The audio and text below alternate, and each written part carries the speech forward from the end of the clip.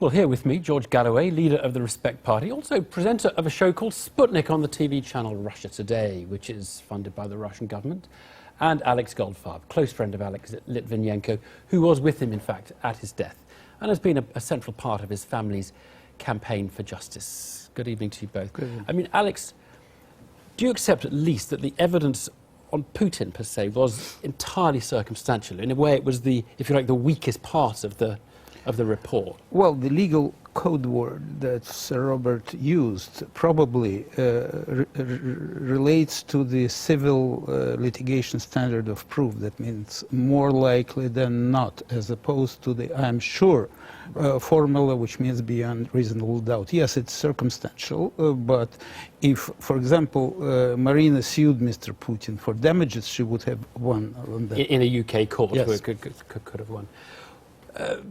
George Galloway, you've been, giving Putin the benefit of the doubt on lots of things. You, I think, called him Man of the Year and described him as a good thing in previous broadcasts. What is your reaction to this report and this evidence? You're a presenter on a state broadcaster Indeed too, so. Evan. So let's not let's not doubt each other's integrity because of where we work. Well, look, Carlsberg is probably the best lager in the world, but perhaps not. This tragedy of this foul murder has been followed by another Whitehall farce. This is the Hutton inquiry all over again. Secret evidence, closed sessions. You said at the top of the show that the full story was now known, but it isn't, because large sections of this process were closed to the public and to the media. So do you not accept the conclusion? I don't. I certainly don't, because I no longer believe, and neither do many people in Britain, automatically what the security services say. Do you accept the two culprits, Lugovoy and Kovtun, did it? Do you accept that they are the people who put the plutonium-210 in his tea? Look, I know plutonium-210. I was at Yasser Arafat's bedside in France when he died from polonium-210. So I know how foul a murder this was. And they are obvious suspects. But this process is so riddled with imperfection that it cannot be relied on. So are you not sure that it was those two who did it? You're sounding like you're casting doubt on that. No, I think they're prime suspects. But we've gone much further, and you've gone even further in this show than Owen, the judge, did. You are basically arranging a show trial here of the president of a country with which we have to do business, apparently careless of what the implications of it will be.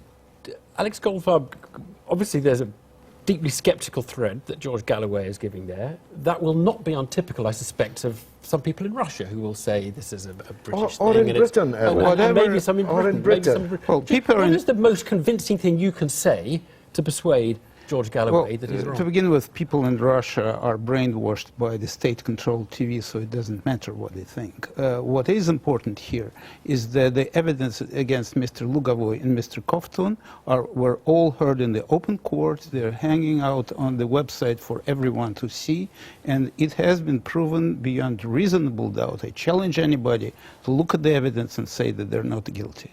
With regard to Mr. Putin, the major argument was that nobody in his right mind, in the Russian power structure, in FSB or in foreign intelligence, would dare to authorize an operation like this without covering his back, because Mr. Putin personally knew Litvinenko, and he was personally involved, and just no bureaucrat would dare to do this. George Galloway, if the British government, if this amount of evidence existed against the British government of killing an opponent in a foreign country, would you be so sceptical of the evidence, do you think? Look, but we've been through Iraq. We've been through the death of Dr. David Kelly, the evidence for which is locked up for 70 years. Right. So we're all sceptical. You're not, evidently. But large tracts of the British public no longer believe what Secret Service men tell Richard Watson for Newsnight. That's not enough to convince people of such a serious charge as this. The truth is, surely this, Evan, that spies and their associates often end up dead. Well, we can be sceptical and we can be super sceptical, and then we can end up as conspiracy theorists. But you haven't sounded at all sceptical. Right. No. Well, you've bought this hook, line, and sinker. Alex, here's a question. Lots of countries kill people in non-judicial ways. Why would Europe or Britain be right to make so much of this killing compared to other killings in other countries that perhaps we don't make any fuss over? As far as I'm concerned, he was my friend, and we're talking about this specific killing, which was perpetrated here using radioactive weapon. And there are countries and there are countries. When people in the United States, for example, kill terrorists with drones, it's one situation. When Russians kill their dissidents in London, it's another situation. Comparing a democracy with a dictatorship is not fair. Right. And what exactly would you like the British to do at this point? I mean, what is the specific thing? What is the sanction? We obviously can't get these guys here to put them in jail.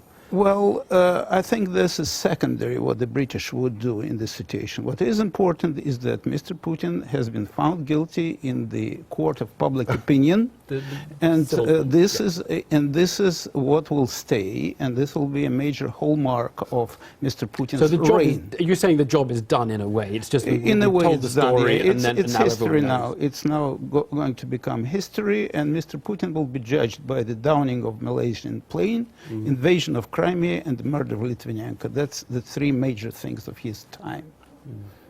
Putin's reputation is in the dirt, isn't it, George Galloway? Well, you've certainly done your best to put it there, but we need Putin, who's, by the way, the most popular politician on the planet, with public opinion poll ratings in the 80%. Like Stalin was. The reality is we need Russia. Now, Russia was very popular in the West when a drunkard who was handing over Russia's wealth to the oligarchs was in power. It's not so popular now that Russia has a strong president that's trying to restore some of the lost prestige. But we need Russia. We need it to fight a much bigger threat, which is the threat of Islamist extremism in Syria and elsewhere. We need Russia for the Iranian file. We need Russia for all kinds of things. And we mustn't allow our public interest to be sacrificed to the Cold War agenda of Mr. Goldfarb. George Galloway, Alex Goldfarb, thank you both very much.